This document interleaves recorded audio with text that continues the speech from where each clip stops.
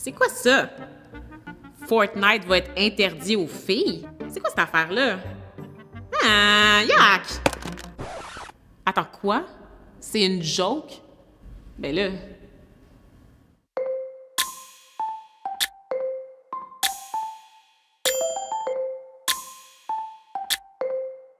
As-tu déjà partagé ou réagi à un article sans même prendre le temps de le lire parce que le titre te rendait triste ou en colère? T'es pas tout seul. Nos émotions influencent énormément nos décisions.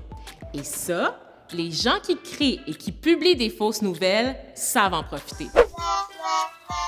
Notre cerveau, il aime pas tellement se faire dire qu'il a pas raison. On connaît tous des gens comme ça. Oh, c'est bon, j'ai pas besoin d'aide, là. Je suis capable. C'est pourquoi on a tendance à préférer lire des articles qui disent exactement ce qu'on veut entendre. D'ailleurs, il y a une étude menée par l'Université de l'Ohio en 2009 qui a prouvé que les gens passent 36 % plus de temps à lire des articles qui disent des choses avec lesquelles ils sont déjà d'accord. Moi, je m'informe juste sur des sites comme goabsgo.com et mariemoicarrieprice.ca.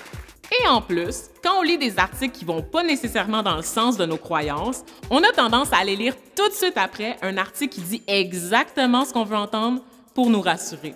Regardez, ils disent que c'est le Canadien qui a gagné la Coupe.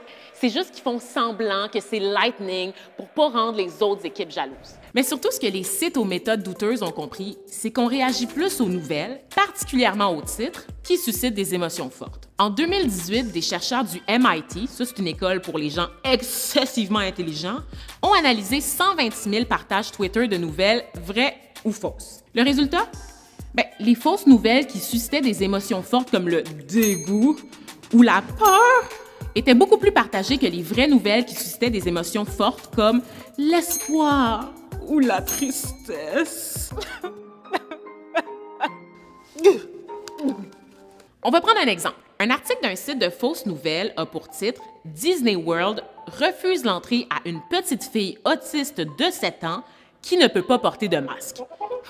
C'est un long titre. Ici, on joue sur plusieurs choses pour faire fâcher les gens. On a un enfant, elle est autiste, puis elle peut pas porter de masque. Hey, c'est normal d'être fâché en lisant quelque chose comme ça. Mais c'est aussi très difficile de trouver des preuves de toute cette histoire, parce qu'on n'a pas le point de vue de la compagnie Disney, ni même le nom des personnes qui se seraient fait refuser l'accès dans l'article. Alors tout ça reste très nébuleux. On dirait surtout que l'article a été écrit dans le fond pour faire fâcher les gens qui sont déjà contre le port du masque.